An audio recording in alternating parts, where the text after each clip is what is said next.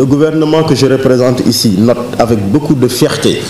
les efforts ardus que déploie une frange importante de la société civile, notamment dans la mise en œuvre des politiques publiques dans les secteurs du développement économique, social, culturel et environnemental.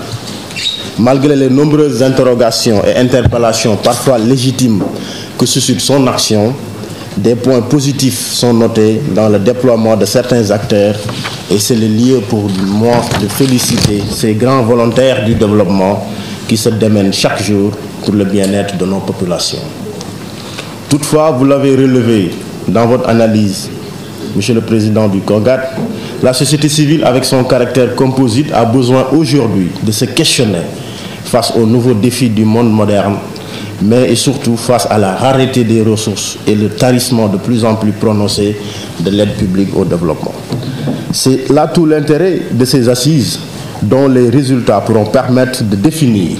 les nouvelles lignes directrices d'une société civile prête à prendre en charge de manière rigoureuse la mission qui est la sienne dans une société en mutation.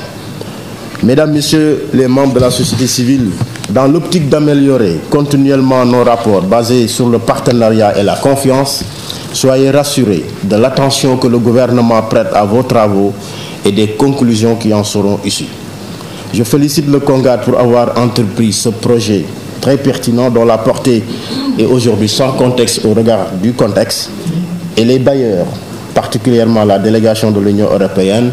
pour la générosité et l'accompagnement au plan technique. Je termine par souhaiter que les réflexions des uns et des autres sur le sujet soient fructueuses et constructives